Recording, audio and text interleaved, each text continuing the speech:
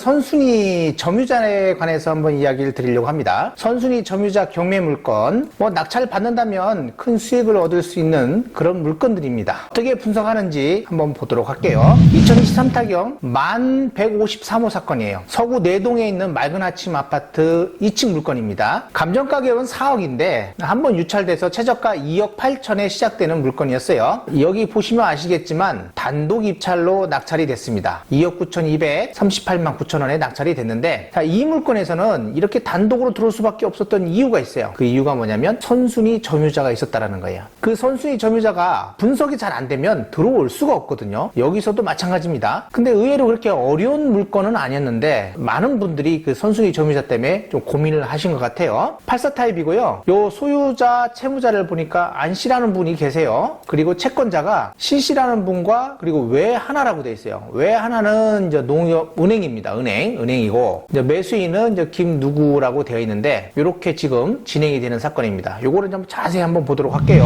매각 물건 현황을 보면 21층 중에 2층 물건이고, 아파트 사용 승인이 2004년에 했네요. 보니까 84 타입이고, 임차인 현황을 보면 말소 기준 권리가 2016년 9월 7일인데요. 신 씨라는 분이 2012년 4월 23일 날 전입을 했대요. 자, 이렇게만 보면 이분은 이제 대항력이 있는 거예요. 그리고 이분이요, 경매 신청 채권자입니다. 현황조사서에서 이제 나와 있는 건데, 이게 전입세대를 확인했더니 소유자 안 누구가 있는데 동거인 신 씨가 전입되어 있다, 이렇게 되어 있어요. 소유자와 채무자, 안 씨는 소유자와 채무자이고 이 신 씨는 동거인인 거예요. 여기서도 나와요. 채무자 겸 소유자 동거인 신 씨라고 되어 있습니다. 그리고 경매 신청 채권자고, 혹시라도 보증금이 있는 임차인일 경우에 인수 여지가 있다라고 이렇게 나와 있네요.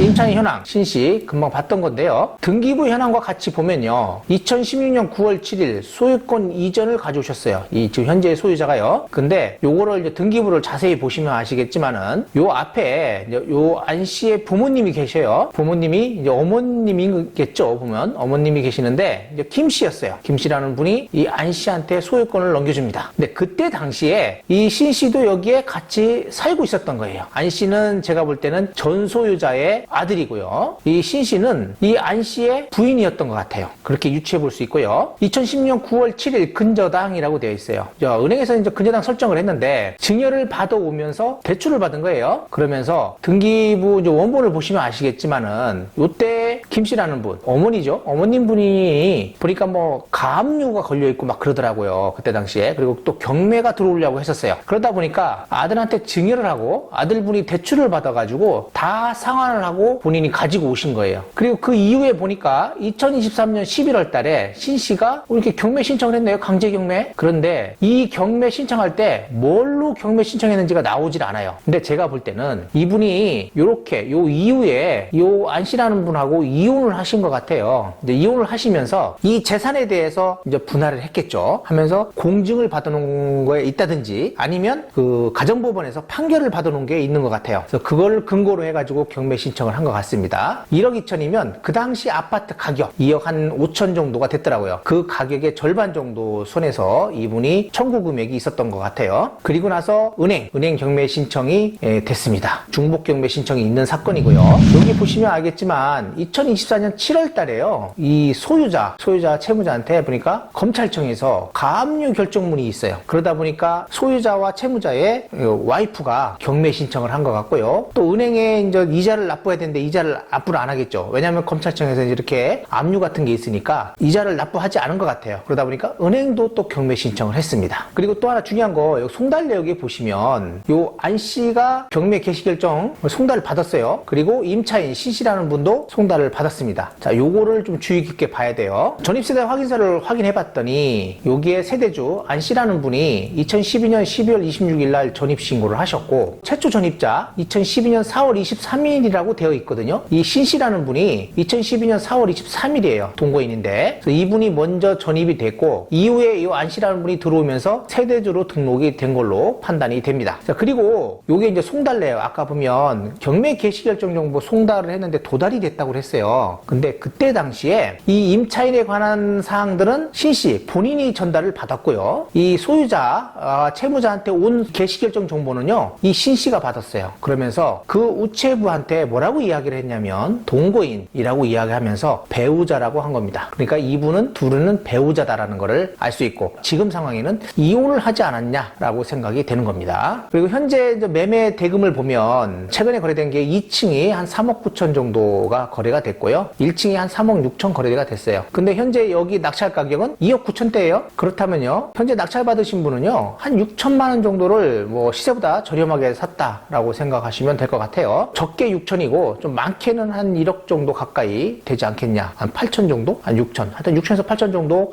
수익을 얹었다라고 생각할 수 있습니다. 네, 저렴하게 산 거예요. 등기부를 보면요, 요거만 제가 이제 캡처를 했어요. 근저당 설정. 이분이 소유권 가져온 날이에요. 가져온 날에 증여를 받아왔다고 했잖아요. 이때 대출을 받았어요. 근데 그 전에 어머니가 경매도 들어왔었고, 그리고 근저당, 그리고 뭐 이런 것들이 좀 많았어요. 그런 것들을 다 말소하면서 본인이 증여를 받고 대출을 받은 겁니다. 이걸 다 말소해 준 거예요. 상환하면서. 이때 당시에는 제가 볼 때는 은행에서 대출을 해주면서 당연히 세입자가 있다면 이렇게 대출이 안 나왔겠죠. 이게 첫 번째 포인트고요. 두 번째는 이제 부부지간이고, 부부지간이라고 하면 만약에 이혼을 하면 언제부터 이분의 대항력이 발생하죠? 배우자와 같이 있었을 때 이혼을 하면서 만약에 배우자가 임차인으로 들어온다면요, 이혼한 다음날 0시부터 대항력이 발생을 합니다. 그렇기 때문에 이분의 대항력은 당연히 소유권 가져온 다음 어느 때 정도에 이혼을 했던 걸로 판단이 되거든요. 그렇기 때문에 그 이후에 대항력을 가질 것이다. 그래도 이것을 또 알 수 없다 하더라도 이렇게 대출을 할 때, 소유권 가져오면서 대출을 할 때 이 은행에서는요, 신 씨라는 분이 당연히 동거인으로 아마 주민등록 등본상에 나올 거예요. 그때 당시에 부부로. 그렇기 때문에 대출을 해줬을 것이다 라고 판단이 됩니다. 은행에다 물어보는 것도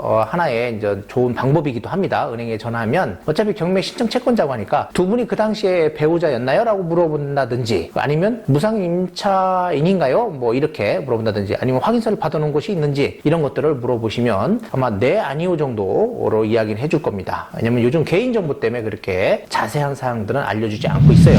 2층은 이렇게 2억 9,200에 낙찰이 된 거고요. 여기 1층 최근에 한 12월 달이죠. 2023년 이때 3억 4천. 또 여기 8층 같은 것도 3억 4천 이렇게 낙찰이 됐는데, 이 물건도 마찬가지예요. 한 3억 초반대 돼야 되는 건데 2억 9천이니까 제가 볼 때는 한 6천 정도 일단 수익을 얹었다라고 생각이 되겠습니다.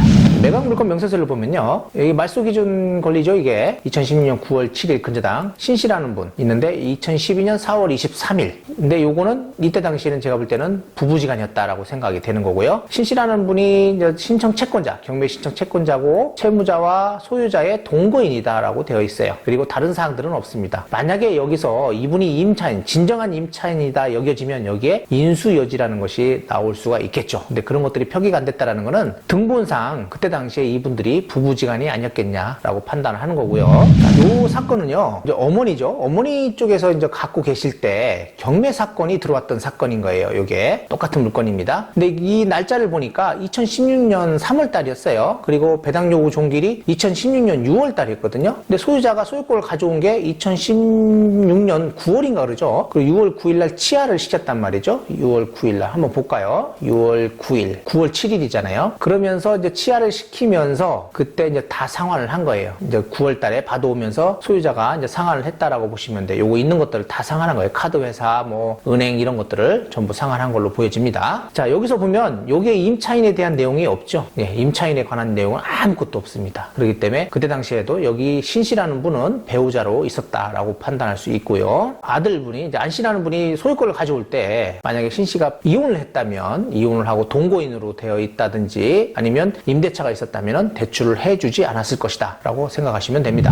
자, 그리고 1억 2천 정도가 채권을 갖고 있잖아요, 신씨가요. 근데 그 당시에 소유권을 가져올 당시 매매 대금을 봤더니 2억 6천, 2억 5천 뭐 이 정도 같아요. 2억 4천 이렇게. 그래서 이거의 절반 1억 2천 정도를 제가 볼 때는 가정법원에서 판결을 받았을 것이다 라고 판단하는 겁니다. 자, 이렇게 해서 현재 대항력이 있어 보이는 임차인에 대한 분석을 하는 방법들이에요. 자, 이 물건에서는 이제 요점이 뭐냐면 현재 선순위 임차인이 있어 보여요. 이분을 알 수가 없단 말이죠. 이걸 알아보는 방법인 거예요. 이 물건에서는 제가 볼 때는 부부였는데 이혼을 한 것 같다라는 생각을 가졌고요. 그리고 송달을 받는 걸 보니까 이분이 또 배우자라고 또 박힌 것도 있어요. 그런 증거도 있고. 그리고 이분이 소유권을 어머니한테 받아오면서 대출을 받았거든요. 은행에서. 만약에 개인한테 받았다면 문제가 될 수 있겠는데 은행에서 받았단 말이죠. 은행에서 대출을 해줄 때요, 임차인이 있다든지, 그리고 신씨라는 분이 만약에 그냥 일반적인 동거인이라면 무상 무상 뭐 임대차라든지 아니면 무상 임차 확인서라든지 이런 것들을 받았을 거고요. 배우자였다면 배우자였기 때문에 그냥 대출이 실행이 됐을 겁니다. 근데 제가 볼 때는 배우자였던 것 같아요. 그 당시에 그냥 대출을 실행했을 거고요. 아마 은행 측에서도 이걸 알 수 있습니다. 그러니까 은행에다 물어보면 되고요. 그리고 아까 송달한 거 보니까 뭐 임차인으로서 배우자라고 본인이 이제 밝혔어요. 그리고 전 소유자의 이제 경매가 한번 진행이 된 사건이 있었는데 그때 당시에 거기에 임차인이라는 내용은 전혀 없었다라는 거죠. 그렇기 때문에 임차인이 아니다라고 판단할 수 있고 선순위 점유자의 채권 금액이 1억 2천 정도가 됩니다. 근데 그때 당시에 부부였는데 만약에 이혼을 하면서 재산 분할을 만약 신청을 했다면 법원에서 가정법원에서 아마 판결을 받았을 거예요. 그럴 때 1억 2천을 뭐 줘라라는 판결이 있었을 겁니다. 아니면 공증을 받아놨다든지요. 그래서 그걸 근거로 해서 경매를 신청을 한 것 같다라고 생각이 됩니다. 어차피 이제 이분이 다 받으면 어차피 배당을 받으니까 집을 비워줄 거고요. 소유자만 명도를 하시면 될 것 같습니다. 네, 이렇게 해가지고 선순위 임차인이 있는 물건 분석하는 방법에 대해서 간략히 한번 봤습니다.